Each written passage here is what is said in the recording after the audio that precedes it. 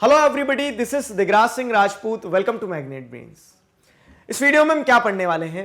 इस वीडियो में हम पढ़ेंगे beyond regional frontiers the story of Kathak. अब देखो जरा हेडिंग को समझो पहले अच्छे से। क्या लिखा है? Beyond regional frontiers. हम रीजनल कल्चर को पढ़ रहे हैं और यहां पे आप क्या बोल रहे हो सर कि रीजनल फ्रंटियर से परे, मतलब रीजनल फ्रंटियर से बाहर जाकर, फ्रंटियर्स मतलब बाउंड्री। तो एक डांस फॉर्म है कथक, ठीक है।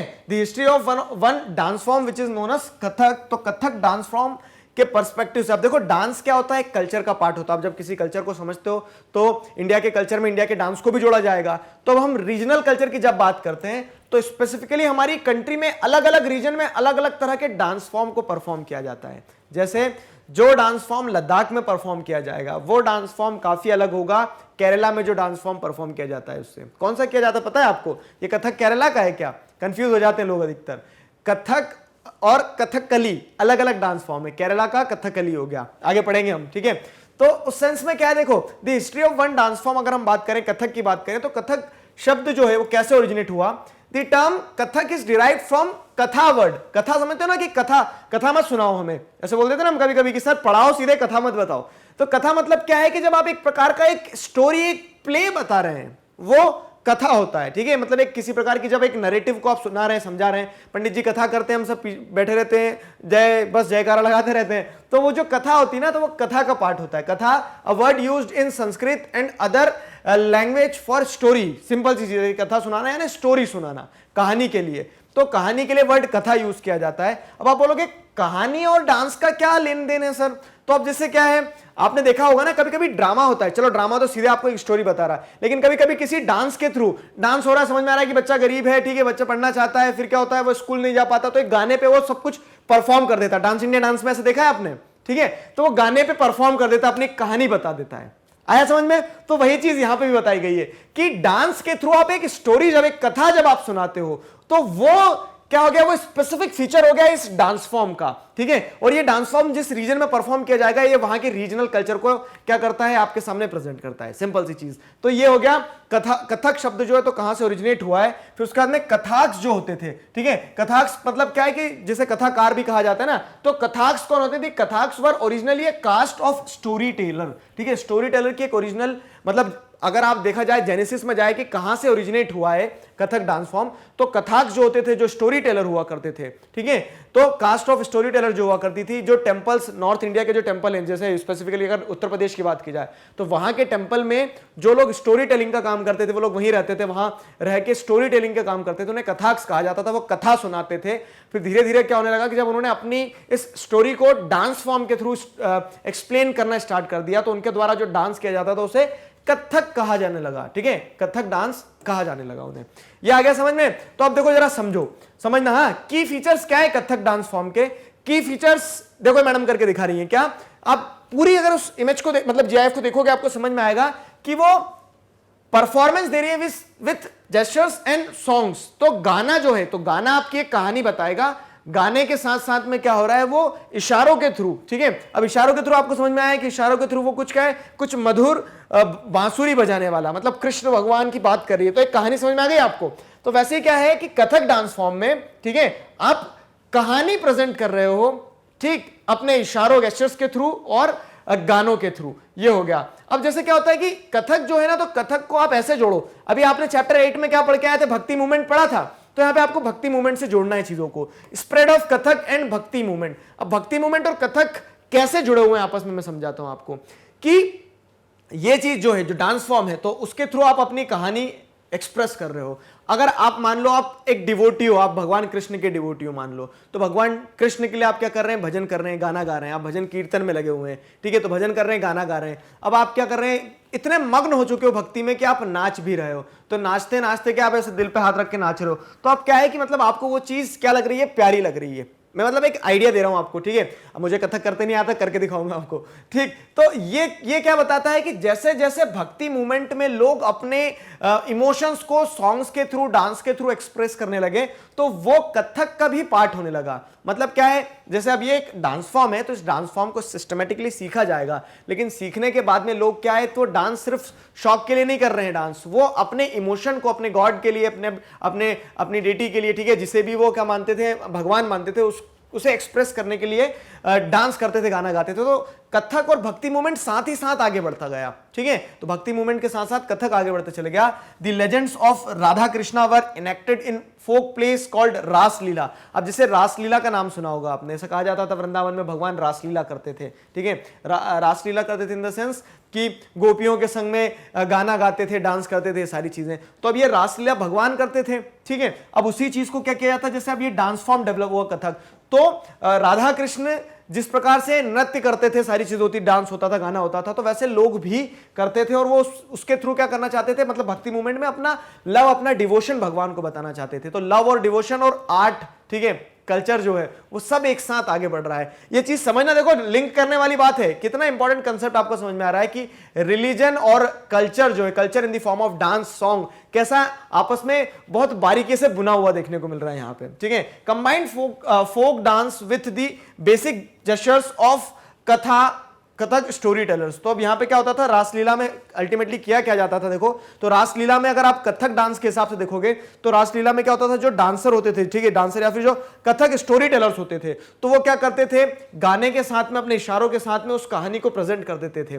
ठीक है। ये हो रहा था काई में, ये हो रहा था डांस फॉर्म के थ्रू। और ये डांस फॉर्म क्या बन जाएगा, धीरे धीरे जो कथक की बात करें तो वो एक स्पेसिफिक एरिया का, एक रीजन का कल्चर बन जाएगा। जैसे अगर आप यहां देखोगे समझ में आएगा आपको कि ये वाला जो पूरा एरिया है, ठीक है, उत्तर प्रदेश वाला जो एरिया, तो यहां से ओरिजिनेट होता है Kathak as a dance form. Clear. अब आगे अगर जैसे देखें तो ओरिजिनली वहां पे उत्तर प्रदेश के एरिया में जैसा आप देखो तो कथक जो हुआ करते थे, तो उन लोगों ने अपने इस डांस फॉर्म को बढ़ावा दिया भक्ति मूवमेंट के चलते और स्प्रेड हो गया। फिर मिडिवल हिस्ट्री के पर्सपेक्टिव से पढ़ रहे हो आप, तो क्या होता है, जब मुगल रूलर्स आ गए, तो मुगल रूलर्स ने यहां आके देखा होगा यार ये अच्छी चीज है, बढ़िया, ठीक है, गाना गा रहे हैं, स्टोरी बता रहे हैं, डांस कर रहे हैं। तो फिर आपने जैसे कभी कभी क्या होगा, देखो आपने ये जो डांस है ना, तो ये डांस एक तरह से देखा जाए तो प्योरिटी को दर्शाता है, सारी चीजों को। लेकिन आपने मूवीज वगैरह में इस तरह से देखा होगा, कोई बिगड़ेल सा क्या है, राजा है, तो वो क्या कर रहा है, बढ़िया बैठा है, मदिरा पी रहा है, ठीक है, वाइन ग्लास है उसके हाथ में और डांस चल रहा है, तो वो अनारकली वगैरह वाला जो जैसे वो चल रहा है, ठीक है।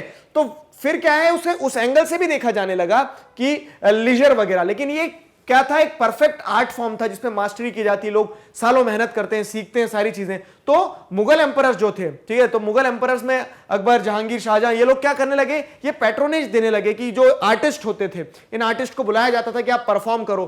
तो उस तरह से Kathak was performed in the court. तो मुगल कोर्ट में परफॉर्म किया जाने लगा, लोगों को अप्रिशिएट किया जाता था आर्टिस्ट को कि आपने आपके इस आर्ट पे क्या कर लिए, महारत हासिल कर लिए, ठीक है, महारत हासिल कर लिए। They developed into a form of dance with distinctive style. अब ये चीज समझना, क्या होता है कि जब कोर्ट्स में मुगल्स ने इस तरह से डांस फॉर्म परफॉर्म करना स्टार्ट, मतलब मुगल्स ने जब पैट्रोनेज देके अपने अंडर में आर्टिस्ट को रखना स्टार्ट किया, तो आर्टिस्ट ने क्या करना स्टार्ट कर दिया, आर्टिस्ट ने धीरे धीरे अपने डांस पे और काम करना स्टार्ट कर दिया, अपने स्टाइल पे, अपने कह सकते हैं कि उनका जो कथक का स्टाइल था उसमें वेरिएशंस आने लगे, ठीक है। तो अब धीरे धीरे यहां पे क्या होने लगेगा, अलग अलग घरानास बनने लगेंगे। ये पॉइंट समझना, subsequently developed into two traditions और घराना। जैसे मैं आपको समझाता हूं एक चीज, देखो क्या होता है कि मैं एक राजा हूं, ठीक है, मान लो मैं अकबर हूं। अब मैंने क्या किया, मैंने अपने अंडर में किसी को पैट्रोनेज दे दी, मैंने बोल दिया कि आप आर्टिस्ट हो, आप हमारे यहां डांस करिएगा, ठीक है, आप अपने डांस फॉर्म को इवॉल्व करिएगा। अब कोई दूसरा आर्टिस्ट जो है, उसे किसी दूसरे राजा ने क्या कर दिया, अपने अंडर में बुला लिया, बोल दिया कि आप आपके आर्ट फॉर्म को डेवलप करो। तो मैंने जो डांस सीखा, मैंने जो अपने शिष्यों को, मतलब मैंने इन द सेंस कि जो मेरे यहाँ डांसर है, मेरे यहाँ जो डांसर है, जो आर्टिस्ट है, उस आर्टिस्ट ने क्या किया, अपने जो शिष्यों को सिखाया, तो वो क्या होते चले जाएगा, वो एक पूरी की पूरी उन्होंने लाइन बना दी, ठीक है। इस आर्टिस्ट ने जो अपने शिष्यों को सिखाया, उसने एक पूरी की पूरी लाइन बना दी। तो अब क्या हो रहा है कि इनका एक स्टाइल डेवलप हो गया, इनका एक स्टाइल डेवलप हो गया। जैसे यही चीज आपने अधिकतर क्या देखा होगा म्यूजिक में भी रहता है, अलग अलग घराने होते हैं, ठीक है। तो वैसे ही डांस में भी क्या है, घराने हैं। आप क्या देखेंगे, तो subsequently develop into two traditions. तो उस टाइम पे मेजरली दो ट्रेडिशन जो डेवलप हुए, तो एक जैसे जयपुर घराना हो गया, लखनऊ घराना, जैसे आज बनारस घराना भी होता है, ठीक है। तो अब ये घरानों में क्या होता है, कर सभी कथक रहे हैं, सभी कथक डांस को ही परफॉर्म कर रहे हैं। डिफरेंस क्या आ जाता है, तो जैसे बेसिकली मुझे कथक नहीं आता है, ठीक है, लेकिन मैंने जितना पढ़ा उतना बताता हूं मैं आपको कि जैसे जयपुर घराना है, तो जयपुर घराना में क्या है कि यहां पे जो कथक परफॉर्म किया जाता है उसमें जो फुटवर्क होता है उस पर ज्यादा ध्यान दिया जाता है। छम छम जो बजते हैं ना पैर में घुंघरू, तो वो उस चीज पे मास्टरी हासिल की जाती है जयपुर घराना में। वहीं पे आप लखनऊ घराना, बनारस घराना की अगर बात करोगे तो वो गेस्चर्स पे ज्यादा फोकस करते हैं, ठीक है, इमोशंस पे ज्यादा फोकस करते हैं वो। तो उस तरह से क्या है, अब डिस्टिंक्टिव कल्चर हो गया ना एक दूसरे का, डिस्टिंक्टिव स्टाइल हो गया, तो ऐसे अलग अलग घराना, अलग अलग ट्रेडिशन बनते चले गए। ये म्यूजिक में भी होता है, ठीक है, तो वो एक उनका क्या है पूरा का पूरा स्टैब्लिश्ड सेक्ट हो जाता है, ऐसा समझ लो आप। फिर क्या होता है, फिर आप जैसे देखोगे तो मुगल एम्परर के टाइम पे, मुगल एम्परर के बाद में अगर आप जैसे देखोगे तो जो दूसरे रीजनल रूलर्स रहे, वाजिद अली शाह, ठीक है, nawab of Awadh, last nawab of Awadh Wajid Ali Shah जो थे, तो इन्होंने क्या किया, हाँ एक चीज मैं बताता हूं आपको, तो इंद्र सभा एक क्या है, एक कथक का डांस, मतलब एक कथक की स्क्रिप्ट है ऐसे समझ लो, ठीक है, इंद्र सभा। तो उसमें इंद्र जो है तो इंद्र के मतलब जो इंद्र की सभा लगती है ना, उस तरह उसे डिपिक्ट किया जाता है डांस और सॉन्ग के फॉर्म में। तो वाजिद अली शाह जो थे, तो ये खुद क्या करते थे, बहुत सारी तुमड़ी लिखते थे। तुमड़ी क्या होती है वही बताता हूं। तुमड़ी मतलब ये होता है कि एक कहते हैं ना कि एक पैराग्राफ होता है, एक सॉन्ग का, एक गाने का जो एक पैराग्राफ होता है, तो ठुमरी एक तरह से एक पूरी की पूरी क्या होती है, एक गाने का एक कह लो एक सेगमेंट होता है, एक पूरी की पूरी लिरिक्स होती है। तो ऐसी ठुमरी खुद लिखते थे वाजिद अली शाह, और ये खुद इंद्र का रोल प्ले करते थे, कथक करते थे। और हाँ एक चीज समझ लो, अभी आपने जितनी फोटो देखा आप बोलोगे लड़कियां लड़कियां हैं, तो जरूरी नहीं कि लड़कियां ही कथक डांस परफॉर्म करें, लड़के भी करते हैं, ठीक है, तो मेल फीमेल जेंडर न्यूट्रल है ये वाला डांस फॉर्म, क्लियर। तो वाजिद अली शाह जो है तो ये नवाब थे, लास्ट नवाब ऑफ अवध, इन्होंने खुद क्या किया, बहुत ज्यादा इंटरेस्ट लिया कथक में, परफॉर्म किया इसे कथक को बहुत ज्यादा उन्होंने, सारी चीजें। तो इस तरह से आपको समझ में आएगा कि डांस फॉर्म किसी एक स्पेसिफिक रीजन का, एक रूलर का, एक एम्पायर का कल्चर शो करने लगे थे, क्लियर है। ये वाजिद अली शाह जैसे अब ये कथक चल रहा होगा, यहाँ पे ट्रेनिंग हो रही है, क्लियर है।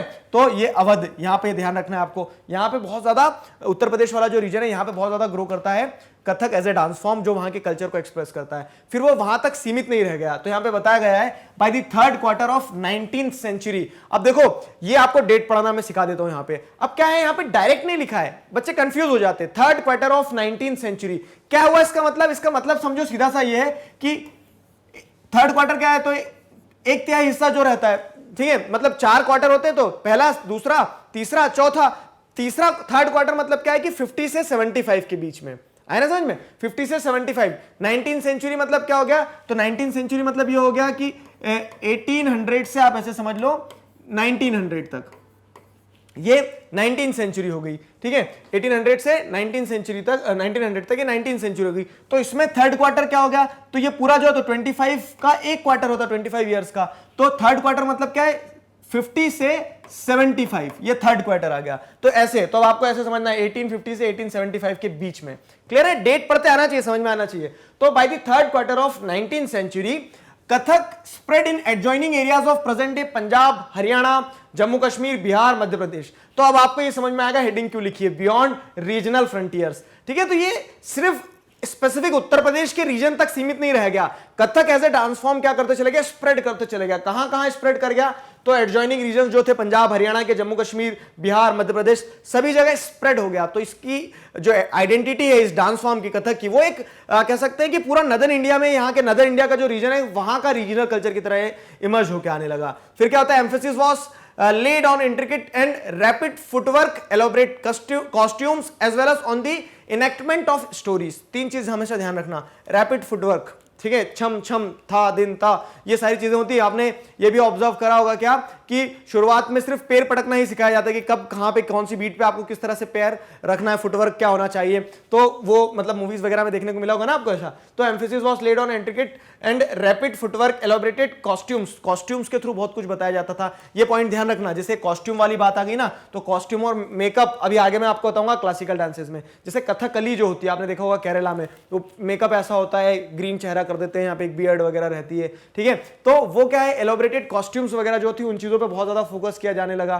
तो इसमें कथक में उतना नहीं जितना कथकली में होगा, तो कॉस्ट्यूम्स वगैरह पे। फिर उसके बाद में as well as on the enactment of stories, main essence ये होती थी कि आप आपके पूरे डांस के थ्रू क्या कर देते हो, एक कहानी प्रेजेंट कर देते हो। तो ये फीचर्स हो गए कथक डांस फॉर्म के। अब उसके बाद में क्या होता है, जैसे कथक डांस फॉर्म जब ग्रो कर रहा था ना, उस समय पे क्या हुआ कि अब जैसे ब्रिटिश भी आ गए, तो what was the perspective of British administrators. British administrators इस डांस फॉर्म को कैसे देखते थे, उन्हें क्या लगता था कि डांस सही है, गलत है, क्या चीजें हैं। तो ब्रिटिश एडमिनिस्ट्रेटर्स का अगर पर्सपेक्टिव देखोगे आप, तो Kathak like several other cultural practices was viewed with disfavour. अब देखो समझना, एनसीईआरटी क्या खूबसूरती से लिखती है चीजों को। Kathak like other cultural practices. अब आपको पता होगा कि हमारी दूसरी जितनी भी कल्चरल प्रैक्टिसेस रही हैं, ठीक है, वो रिलीजियस प्रैक्टिसेस हो सकती है, ठीक, हमारी जो दूसरी कल्चरल प्रैक्टिसेस हो सकती है। तो ब्रिटिश को ऐसा लगता है जैसे आप इस चीज को ध्यान में रखना, क्योंकि 8th क्लास में जब आप जाएंगे ना तो आप स्पेसिफिकली इन चीजों पे और पढ़ेंगे, इन चीजों को और जानेंगे अच्छे से। तो ब्रिटिश जो थे तो हमारी कल्चरल प्रैक्टिसेस को क्या करते थे, वो सोचते थे कि ये तो प्रिमिटिव है, पुराने सैवेज टाइप से रह रहे हैं ये लोग, इनको बंद करना जाना चाहिए। तो बोलते थे कथक भी सही नहीं है। क्यों सही नहीं है कथक? तो बोलते थे कि जैसे मैंने जो बताया ना कि एक कथक को उस पर्सपेक्टिव से देखा जाने लगा था कि जो बिगड़ेल रूलर्स वगैरह जो है, ठीक है, नवाब वगैरह जो है, तो वो अपने यहाँ क्या कर रहे हैं, ये जो डांस फॉर्म है तो डांस फॉर्म के साथ साथ में क्या कर रहे हैं, सोसाइटी में एक विमेन के लिए सेंस ऑफ इनसिक्योरिटी डेवलप करवा दे रहे हैं। तो ये आर्गुमेंट किसने दिया? ये आर्गुमेंट दिया ब्रिटिश ने। बाकी ऐसा नहीं, ये प्योर आर्ट फॉर्म है ना, ठीक है, एक जो डांस कर रहा है, जो एक आर्टिस्ट है, उसने इस पे मेहनत करी है, सालों दिए तब जाके सीखा है वो। तो उसके चलते क्या है लेकिन अब क्योंकि रूलर ये थे, ब्रिटिश एडमिनिस्ट्रेटर्स जो थे, तो इन्होंने इसे डिसफेवर के साथ में देखा, रोक भी लगाने की कोशिश करी, लेकिन ठीक है, जिसके अंदर जुनून होता है वो कहां रुकते हैं।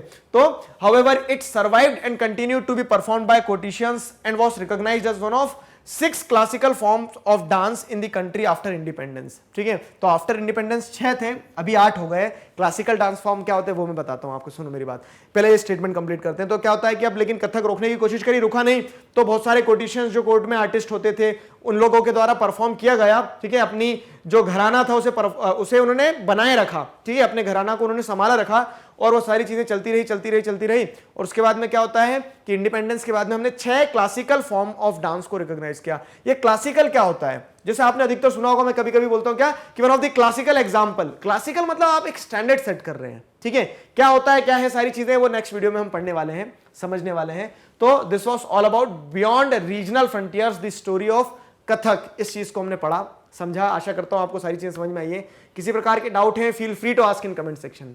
मैग्नेट ब्रेन्स पर इसी तरह से क्लास 4th से क्लास 12th तक सभी सब्जेक्ट्स, चैप्टर्स, टॉपिक, सब टॉपिक, सब कुछ सिस्टमैटिक वे में वीडियो लेक्चर्स के फॉर्मेट में अवेलेबल है। अब मजेदार बात मैं आपको ये बताता हूं, देखो आप क्या कर रहे हैं, आप अपना सिलेबस कंप्लीट करना चाह रहे हैं, आपको पूरा सिलेबस यहां मिल जाएगा मैग्नेट ब्रेन्स पे, सिर्फ क्लास 7 से नहीं, क्लास 12 तक का। ठीक है, क्लास आपके जो जूनियर्स है उन्हें भी बताना, क्लास 4 तक का। तो ये सारा सिलेबस आपको मिलने वाला है, और सबसे मजेदार बात है कि सब कुछ फ्री ऑफ कॉस्ट मिलने वाला है। तो अपने जूनियर सीनियर्स को प्लीज जरूर बताइएगा। मिलते हैं नेक्स्ट वीडियो में अगले टॉपिक के साथ, क्लासिकल डांस को समझेंगे। Till then stay connected, keep learning. Thank you very much.